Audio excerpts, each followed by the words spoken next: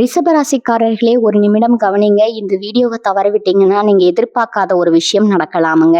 நீங்க இதை சும்மா ஒரு வீடியோன்னு நினைச்சு பார்க்காதீங்க. இது உங்க வாழ்க்கைக்கு வந்திருக்கும் ஒரு அறிவிப்புங்க. சமீப காலமா உங்க மனசுல ஒரு அழுத்தம், காரணம் தெரியாம ஒரு பயம், இரவு தூங்கும் போது கூட ஏதோ சரியில்லைன்னு ஒரு ஃபீலிங். இது எல்லாம் ஏன் தெரியுமா?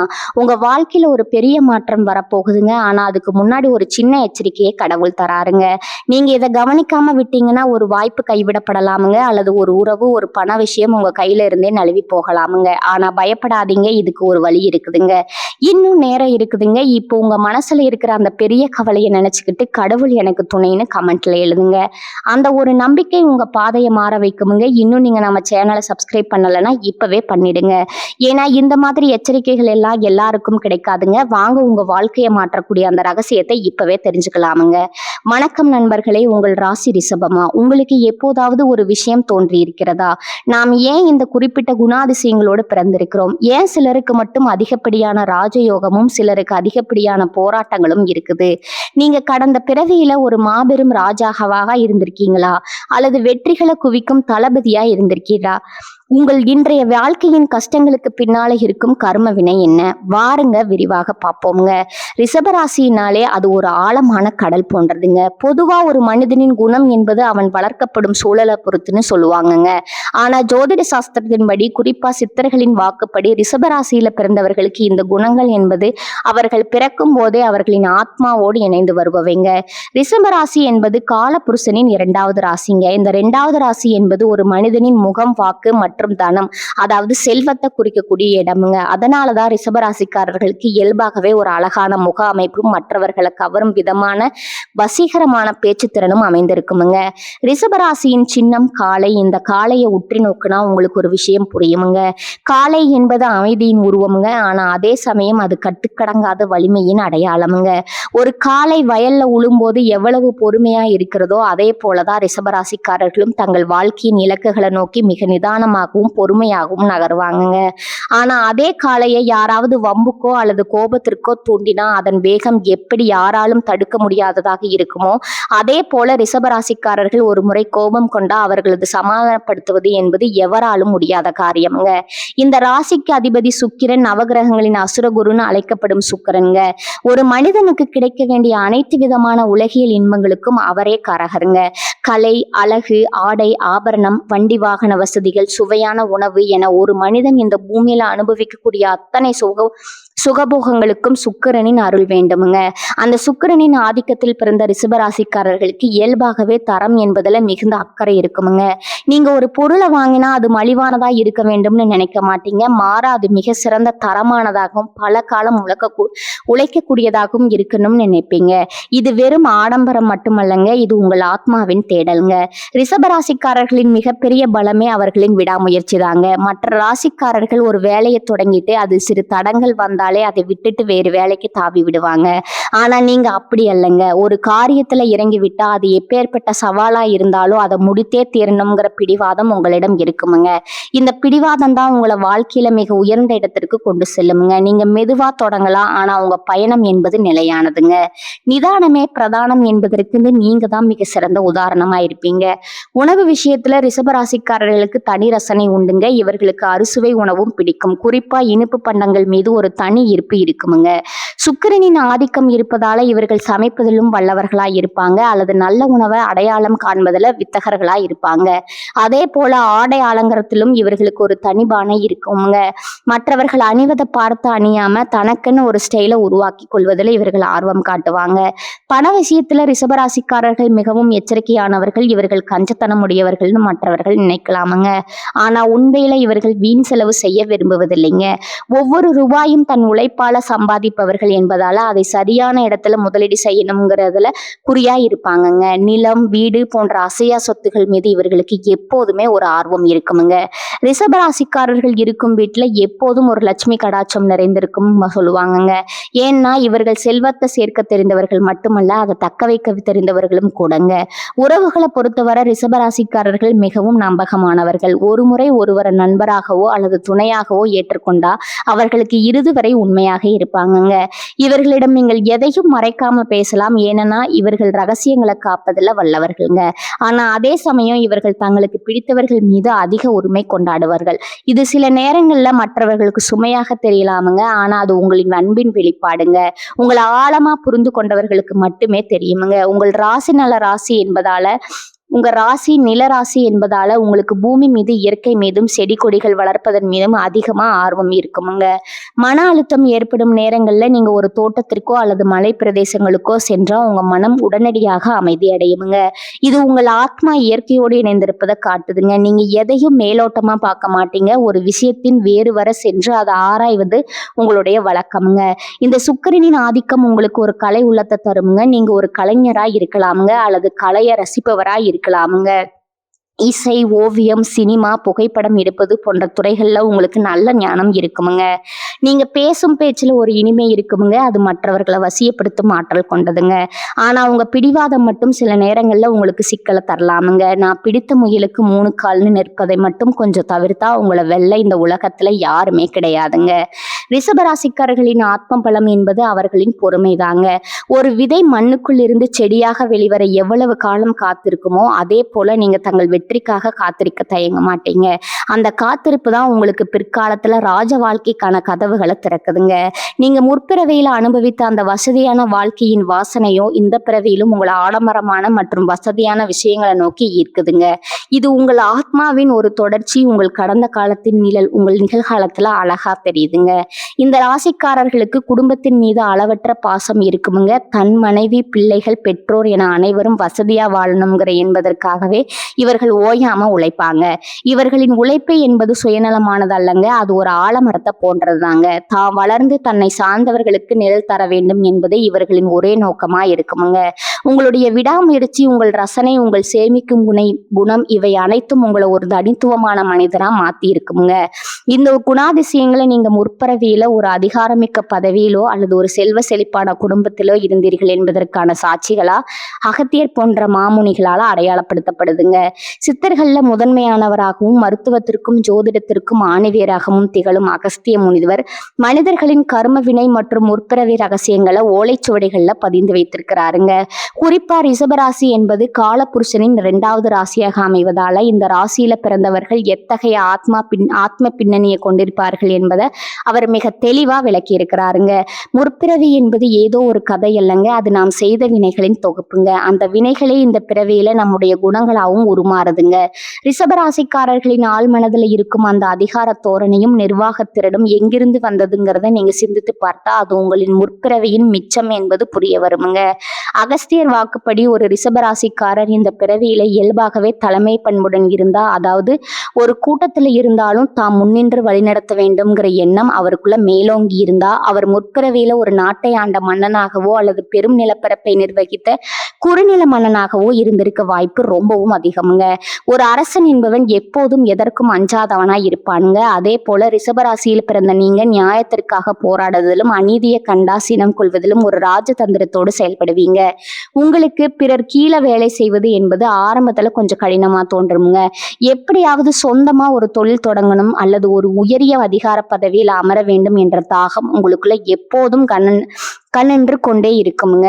இது ஒரு சாதாரண ஆசை இல்லைங்க. இது உங்கள் ஆத்மா கடந்த பிறவிகள்ல அனுபவித்த அந்த சிம்மாசனத்தின் ஈர்ப்புங்க. மன்னனா இருந்த ஒருவனுக்கு கலைகள் மீதும் ஆடம்பரத்தின் மீதும் ஒரு இயல்பான ஈர்ப்பு எப்போதுமே இருக்குமுங்க. அதனாலதான் ரிஷபராசிக்காரர்கள் இந்த பிறவியிலும் தரம் குறைந்த பொருட்களை விரும்புவதில்லைங்க. விலை உயர்ந்த வாசனை திரவியங்கள், நேர்த்தியான உடைகள், கம்பீரமான வாகனங்கள்னு உங்கள் ரசனை எப்போதும் உயர்தரமாகவே இருக்குமுங்க.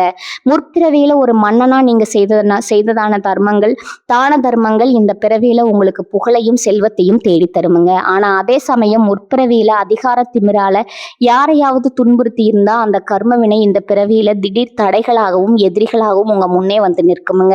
இந்த தடைகளை உடைக்கும் ஆற்றலையும் அந்த அகஸ்தியர் பெருமான் தனது ஞானத்தின் மூலம் உங்களுக்கு வழங்கி இருக்கிறாருங்க. அடுத்ததா ரிஷபராசிக்காரர்களிடம் காணப்படும் மற்றொரு முக்கியமான அம்சம் அவர்களின் வீரம் மற்றும் கட்டுக்கோப்பான உடல் அமைப்புங்க. உங்களுக்கு சிறுவயது முதலே விளையாட்டுகள் மீதோ அல்லது தற்காப்பு கலைகள் மீதோ ஆர்வம் அதிகமாயிருந்தா அல்லது நீங்க ஒரு விஷயத்தை அடைய வேண்டும்னு முடிவு செய்துட்டா அதுல காட்டும் வேகம் மற்றும் விவேகம் ஒரு போர்க்கள வீரனை போல இருந்தா நீங்க முற்பிறவியில ஒரு மாபெரும் தளபதியா இருந்திருப்பீங்க என்பது உறுதிங்க. ஒரு தளபதி என்பவன் போர் தந்திரங்கள்ல வல்லவன் மட்டுமல்ல, தன் கீழே இருக்கும் வீரர்களை ஒருமுகப்படுத்தி வெற்றியை நோக்கி அழைத்து செல்பவனுங்க. இந்த பண்பு ரிஷபராசிக்காரர்களுக்கு ரத்தத்திலேயே ஊறி இருக்குமுங்க. தளபதியா இருந்த ஒரு ஆத்மாவுக்கு ஒழுக்கம் என்பது மிகவும் முக்கியமுங்க. நீங்க மற்றவர்களிடம் எதிர்பார்ப்பதும் அதே ஒழுக்கத்தை தாங்க. நீங்க ஒரு வேலையை திட்டமிட்டா அதுல எந்த ஒரு பிசுறும் இருக்கக்கூடாதுன்னு நினைப்பீங்க. இந்த துல்லியமான செயல்பாடு உங்களை ஒரு சிறந்த மேலாளராகவோ அல்லது ஒரு சிறந்த நிர்வாகியாகவோ மாற்றுமுங்க. தளபதிகளுக்கு உரிய அந்த பிடிவாத குணம் உங்களிடம் அதிகமாகவே இருக்குமுங்க. ஒரு இலக்க நோக்கி நகர தொடங்கினா வழியில எத்தனை முட்கள் இருந்தாலும் அதை மிதித்து கொண்டு முன்னேறுவீங்க. உங்க உடம்புல இருக்கும் தழும்புகளோ அல்லது அடிக்கடி ஏற்படும் காயங்களோ கூட முற்பிறவியின் அந்த வீர போராட்டங்களின் அடையாளங்களா இருக்கலாம்னு சித்தர்கள் குறிப்பிடுகிறாங்க. தளபதியா இருந்த காரணத்தால உங்களுக்கு ஆயுதங்கள் மீதோ அல்லது நவீன எந்திரங்கள் மீதோ ஒரு ஈர்ப்பு இருக்கலாமுங்க. முற்பிறவியில நீங்க காட்டிய அந்த விசுவாசம் தான் இந்த பிறவியில உங்க குடும்பத்திற்கும் நண்பர்களுக்கும் நீங்கள் காட்டும் அந்த மாறாத அன்புங்க. உங்களை நம்பி வந்தவர்களை எக்காரணத்தை கொண்டும் நீங்க கைவிட மாட்டீங்க. அதே போல உங்களுக்கு துரோகம் இழைப்பவர்களை நீங்க ஒருபோதும் மன்னிக்க மாட்டீங்க. இது ஒரு வீரனுக்கே உரிய குணம். மன்னனா இருந்தாலும் சரி, தளபதியா இருந்தாலும் சரி, ரிஷபராசிக்காரர்களின் முற்பிறவி என்பது ஏதோ ஒரு வகையில அதிகாரத்தோடும் பொறுப்போடும் பிணைக்கப்பட்டிருந்ததுங்க. இந்த முற்பிறவி ரகசியங்களை அறிந்து கொள்வதன் நோக்கம் என்னன்னா, நம்மிடம் இருக்கும் எதிர்மறை குணங்களை நீக்கி நேர்மறை ஆற்றலை வளர்த்து கொள்வதுதான். நீங்க ஒரு மன்னரா இருந்திருந்தா அந்த பெருந்தன்மையும் தர்ம சிந்தனையும் இந்த பிறவிலும் தொடர வேண்டும்ங்க. நீங்க ஒரு தளபதியா இருந்திருந்தா அந்த வீரத்தையும் ஒழுக்கத்தையும் கொண்டு உலகிற்கு நன்மை செய்ய வேண்டும்ங்க. அகஸ்தியர் சொல்லும் இந்த உண்மைகள் உங்கள் வாழ்க்கை பாதையை இன்னும் தெளிவா மாற்ற உதவுங்க. உங்க ஆழ்மனதுல புதைந்து கிடக்கும் அந்த ராஜ கம்பீரத்தை உணருங்க. அதுவே உங்க வெற்றிக்கான சாவிங்க. வாழ்க்கை என்பது எப்போதும் பூப்பாதையா இருக்க போவதில்லைங்க. குறிப்பா ரிஷபராசிக்காரர்களுக்கு ஒரு காலகட்டத்துல எல்லாம் நன்றா நடப்பது போல இருக்குங்க. ஆனா திடீர்னு எதிர்பாராத தடைகள், பண கஷ்டம் அல்லது உறவுகளுக்குள்ள மனக்கசப்புகள் வந்து சேருமுங்க. ஏன் இப்படி நடக்குதுன்னு நீங்க பல முறை யோசித்திருக்கலாமுங்க. திறமை இருந்தும் தகுதி இருந்தும் சில நேரங்கள்ல வெற்றி உங்களை விட்டு தள்ளி போவதற்கு பின்னாடி ஒரு மிகப்பெரிய ஆன்மீக ரகசியம் ஒளிந்திருக்குதுங்க. சித்தர்கள்ல முதன்மையானவராக அகஸ்திய பெருமான் தனது நாடி சுவடுகள்ல இதை சஞ்சித கர்மான்னு குறிப்பிடுகிறாருங்க. சஞ்சித கர்மா என்பது நாம் பல பிறவிகளாக சேர்த்து வைத்த வினைகளின் மூட்டைங்க. ரிஷபராசி என்பது சுக்கிரனின் ஆதிக்கத்தில் இருப்பதால நீங்க முற்பிறவிகள்ல அதிகாரம், செல்வம் மற்றும் செல்வாக்கு மிக்க பதவிகள்ல இருந்திருக்க வாய்ப்புகள் ரொம்பவும் அதிகம்ங்க. அதை நம்ம ஏற்கனவே பார்த்தோம்ங்க. ஒரு மன்னனாகவோ அல்லது தளபதியாகவோ இருந்த போது தெரியாமல் செய்த சில தவறுகள் அல்லது அதிகாரத்தினால பிறரை வற்புறுத்தியது போன்ற செயல்கள் இந்த பிறவியில தடைகளா உருவெடுக்குதுங்க. அகஸ்தியர் வாக்குப்படி ரிஷபராசிக்காரர்கள் அனுபவிக்கும் பண கஷ்டம் என்பது வெறும் துரதிர்ஷ்டம் அல்லங்க. அது முற்பிறவியில நீங்க ஒரு அரசனா இருந்த போது மக்களுக்கு சேர வேண்டிய வரிப்பணத்தையோ அல்லது தர்மத்திற்கு ஒதுக்கப்பட்ட நிதியையோ சரியாக கையாள தவறி இருந்தா அல்லது பிறருடைய சொத்தை பறிக்க முயன்றிருந்தா அதன் விளைவா இந்த பிறவியில நீங்க எவ்வளவு உழைத்தாலும் கையில பணம் தங்காத நிலை ஏற்படலாமுங்க. என்னிடம் திறமை இருக்குது, நான் கடுமையா உழைக்கிறேன், ஆனாலும் என்னால சேமிக்க முடியலன்னு நீங்க வருந்தினா அது உங்க ஆத்மா முற்பிறவியில் செய்த கடனை தீர்த்து கொண்டு இருக்குதுன்னு அர்த்தம்ங்க. நிலராசியா ரிஷபத்திற்கு நிலம் சார்ந்த சிக்கல்கள், சொத்து தகராறுகள் வருவதும் இந்த கர்ம வினையின் ஒரு பகுதி தாங்க. ஒரு தளபதியா போர்க்களத்துல இருந்த போது அநியாயமா எவருடைய வாழ்வாதாரத்தையாவது அளித்திருந்தா அதன் தாக்கம் இந்த பிறவியில உங்க தொழில் முன்னேற்றத்தை கண்டிப்பா தடுக்குமுங்க. அடுத்ததா உறவுகள்ல ஏற்படும் சிக்கல்கள். ரிஷபராசிக்காரர்கள் அதன் பின்னாடி இயங்குபவர்கள். ஆனா அதே சமயம் அவர்கள் காட்டும் அதிகப்படியான அன்பு சில நேரங்கள்ல பிடிவாதமா மாறிடுமுங்க. முற்பிறவியில அதிகாரத்துல இருந்த போது மற்றவர்களின் உணர்வுகளுக்கு மதிப்பு கொடுக்காம உங்க கட்டளைகளுக்கு மற்றவர்கள் பணிய வேண்டும்னு நீங்க நினைச்சிருந்தா அந்த வினையின் காரணமா இந்த பிறவியில உங்களுக்கு நெருக்கமானவர்களே உங்களை புரிந்து கொள்ளாம விலகி செல்லலாமுங்க. உங்கள் பேச்சால மற்றவர்கள் காயப்படுவது அல்லது நீங்க சொல்வது நல்ல விஷயங்கள் கூட மற்றவர்களுக்கு தவறாக தெரிவது போன்ற சூழ்நிலைகள் ஏற்பட்டா அது உங்கள் வாக்குஸ்தானத்துல இருக்கும் கர்ம தோஷத்தை காட்டுதுங்க. அகஸ்தியர் சொல்வது என்னன்னா, ஒரு ஆத்மா தான் செய்த தவற உணர்வதற்காகவே இத்தகைய சோதனைகளை சந்திக்குதுங்க. இந்த தடைகள் உங்களை தண்டிப்பதற்காக அல்லங்க, மாறாக உங்கள் ஆத்மாவை தூய்மைப்படுத்துவதற்காகவே வந்திருக்குதுங்க. இந்த தடைகளிலிருந்து விடுபட அகஸ்தியர் காட்டும் வழிமுறைகள் மிகவும் எளிமையானவைங்க, ஆனா மிகுந்த சக்தி வாய்ந்தவைங்க. ரிஷபராசியின் அதிபதி சுக்கிரன் என்றாலும் இந்த ராசியின் சின்னமான காளை என்பது சிவபெருமானின் வாகனமான நந்திகேஸ்வரர் குறிக்குதுங்க. எனவே ரிஷபராசிக்காரர்களுக்கு ஏற்படும் ஒரு கர்ம வினையையும் நீக்கும் வல்லமை சிவபெருமானின் வழிபாட்டிற்கு இருக்குதுங்க. நீங்க சந்திக்கும் பொருளாதார தடைகள் நீங்க வேண்டும்னா பிரதோஷ காலங்கள்ல நந்தி பகவானுக்கு அருகமுள் மாலை சாற்றி பச்சரிசி மற்றும் வெல்லம் கலந்த காப்பினை நைவேத்தியமா வழங்க வேண்டுமுங்க. ஒரு காளை எவ்வளவு பாரத்தை சுமக்கிறதோ அவ்வளவு பாரமான கர்ம வினைகளை நீங்க சுமக்கிறீங்க. அந்த பாரத்தை குறைக்க நந்தி வழிபாடு உங்களுக்கு பேருதவியா இருக்குமுங்க. குறிப்பா வளர்பிறை பிரதோஷங்கள்ல நீங்கள் செய்யும் தர்மங்கள் உங்களுக்கு பண கஷ்டத்தை வேரோட அறுக்குமுங்க. அகஸ்தியர் வலியுறுத்தும் மற்றொரு முக்கியமான பரிகாரம் அன்னதானம்ங்க. ஒரு மன்னனா நீங்க செய்த தவறுகளை சரி செய்ய பசியால் வாடும் எளியவர்களுக்கு உணவளிப்பதே மிக சிறந்த வழிங்க. வாரந்தோறும் வெள்ளிக்கிழமைகள்ல சுக்கிரனுக்கு உகந்த அந்த நாள்ல பசுக்களுக்கு அகத்திக்கீரை அல்லது பழங்கள் வழங்குவது ரிஷபராசிக்காரர்களுக்கு ராஜயோகத்தை தருமுங்க. பசு என்பது மகாலட்சுமியின் அம்சம் மட்டுமல்ல, அது சுக்கிரனின் காரகத்துவத்தையும் கொண்டதுங்க. நீங்க ஒரு பசுவிற்கு உணவளிக்கும் போது உங்கள் குடும்பத்தில் இருக்கும் தரித்திரம் நீங்கி சுபிட்சம் உண்டாகுங்க. அதே போல உங்க குலதெய்வ வழிபாட்டை ஒருபோதும் கைவிடாதீங்க. வருடத்திற்கு ஒரு முறையாவது உங்க குலதெய்வ கோயிலுக்கு சென்று அங்க வரும் பக்தர்களுக்கு உங்களால் முடிந்த உதவிகளை செய்யுங்க. இது உங்கள் முன்னோர்களின் ஆசையை பெற்று தருமுங்க. அதன் மூலம் உங்கள் வம்சாவளியாக வரும் கர்ம வினைகள் அகலுமுங்க. மேலும் ரிஷபராசிக்காரர்கள் தங்கள் பேச்சில நிதானத்தை கடைபிடிக்கணுமுங்க. அதிகார தோரணையை தவிர்த்து பணிவோடு பிறர் அணுகும் போது உங்கள் பாதி பிரச்சனைகள் தானாகவே தீர்ந்துடுங்க. சித்தர்கள் சொல்வது போல அன்பே சிவம். நீங்கள் பிறரிடம் காட்டும் அன்புதான் உங்களுக்கு பாதுகாப்பு கவசம்ங்க. அதிகாரத்துல இருந்த போது செய்த தவறுகளுக்கு பிராய்ச்சித்தமா இந்த பிறவியில ஆதரவற்றோருக்கும் முதியோருக்கும் தொண்டு செய்யுங்க. நீங்க யாருக்காவது ஒரு வேளை உணவோ அல்லது ஒரு சிறு உதவியோ செய்யும் போது உங்க கர்ம வினையின் ஒரு பகுதி எரிக்கப்படுதுங்க. அகஸ்தியர் அருளிய இந்த ரகசியங்களை மனதில் கொண்டு நீங்க ஆன்மீக பாதையில பயணித்தா இப்போது நீங்க அனுபவிக்கும் தடைகள் யாவும் பனி போல விலகுமுங்க. உங்க வாழ்வில் வசந்தம் வீசுமுங்க. நீங்க இழந்த அந்த ராஜ வாழ்க்கையை மீண்டும் இந்த பிறவியிலே கர்வத்தோடு வாழ்வீங்க. இது அகஸ்திய முனிவரின் சத்திய வாக்குங்க. ரிஷபராசிக்காரர்களே, உங்கள் முற்பிறவி எதுவாக இருந்தாலும் இந்த பிறவியில நீங்க செய்யும் நற்செயல்களே உங்கள் எதிர்காலத்தை தீர்மானிக்குமுங்க. நீங்க ராஜாவா அல்லது தளபதியா உங்க வாழ்க்கையில நடக்கும் எந்த சம்பவம் நீங்க ஒரு ராஜான்னு நினைக்க வைக்கிறது, அதை மறக்காம கமெண்ட்ல சொல்லுங்க. இந்த வீடியோ உங்களுக்கு பிடித்திருந்தா லைக் பண்ணுங்க. உங்க ரிஷபராசி நண்பர்களுக்கும் ஷேர் பண்ணுங்க. ரிஷபராசிக்காரர்களே, இந்த வீடியோவை இவ்வளவு நேரம் முழுசா பார்த்ததுக்கு ஒரு அர்த்தம் இருக்குதுங்க. நீங்க வாழ்க்கையை சும்மா வாழ்ந்துட்டு போறவங்க இல்ல, ஒரு இலக்கை கொண்டு வாழ்க்கையை வாழ்றவங்க. சில நேரம் வாழ்க்கை உங்களை சோதிச்சிருக்கலாமுங்க. சில விஷயங்கள் நம்ம கையில இருந்தும் நழுவி போயிருக்கலாமுங்க. அதனால நீங்க மனசு உடைஞ்சு போன நேரங்களும் இருக்குமுங்க. ஆனா ஒரு விஷயம் மறக்காதீங்க, அந்த ஒவ்வொரு அனுபவமும் உங்களை சரி உருவாக்கி இருக்குதுங்க. இன்னைக்கு நீங்க இவ்வளவு ஸ்ட்ராங்கா இருக்கீங்கன்னா அதுக்கு அந்த கஷ்டங்கள் தான் காரணம்ங்க. இப்ப நீங்க நிக்கிற இந்த நிலை ஒரு முடிவு இல்லைங்க, அது ஒரு பவர்ஃபுல்லான ஸ்டார்டிங் பாயிண்ட்டுங்க. ஜோதிடம் என்ன சொல்லுது தெரியுமா? உங்க வாழ்க்கை மெதுவா ஒரு நல்ல பாதைக்கு திரும்புதுங்க. நீங்க எதிர்பார்த்த அந்த மாற்றம் அதிக தூரத்துல இல்லைங்க. ஆனா அந்த மாற்றத்தை அனுபவிக்கணும்னா ஒரு விஷயம் மட்டும் தேவைங்க, அதுதான் உங்க நம்பிக்கைங்க. நீங்க உங்களை நம்பணும், உங்க முடிவுகளை நம்பணும், உங்க பாதையை நம்பணுங்க. ஏன்னா நீங்க நம்புற அளவுக்கு தான் வாழ்க்கை உங்களுக்கு திரும்ப கொடுக்கும். இப்ப இருந்து என்ன ஆகும்னு பயப்படுறதை விட்டுட்டு என்னால முடியும்னு நம்ப ஆரம்பிங்க. அந்த ஒரு மாற்றம் உங்க வாழ்க்கையை முழுக்க மாற்றமுங்க. நீங்க தோல்வியை பார்த்தவங்க இல்ல, நீங்க கத்துக்கிட்டவங்க. நீங்க தள்ளப்பட்டவங்க இல்ல, நீங்க மேல ஏறுற வழியில இருக்கிறவங்க. இப்போ ஒரு நிமிஷம் கண்களை மூடுங்க. உங்க வாழ்க்கை எப்படி இருக்கணும்னு நீங்க நினைக்கிறீங்களோ அந்த காட்சியை மனசுல நினைச்சு பாருங்க. அது சாத்தியம் இல்லைன்னு யாரும் சொல்ல முடியாதுங்க. ஏன்னா அந்த சக்தி உங்களுக்குள்ள இருக்குதுங்க. ஜோதிடம் உங்களுக்கு வழிகாட்டுதுங்க. ஆனா அந்த வழியில நடக்கிற சக்தி, தைரியம், முடிவு அது முழுக்க முழுக்க உங்க கையில தான் இருக்குதுங்க. இப்ப இருந்து ஒரு முடிவு எடுத்துருங்க. என்ன நடந்தாலும் நான் முன்னேறி போவேன், என்ன தடைகள் வந்தாலும் நான் நிக்க மாட்டேன், என் வாழ்க்கையை நான் மாற்றுவேன். இந்த முடிவை எடுத்த அந்த நிமிஷத்துல இருந்து உங்க வாழ்க்கை மாற ஆரம்பிச்சிருக்குமுங்க. நம்பிக்கையோட இருங்க, பாசிட்டிவா நினைச்சுக்கோங்க. நீங்க டிசர்வ் பண்ற அந்த சந்தோஷம், வெற்றி, அமைதி அது உங்களை கண்டிப்பா தேடி வருங்க.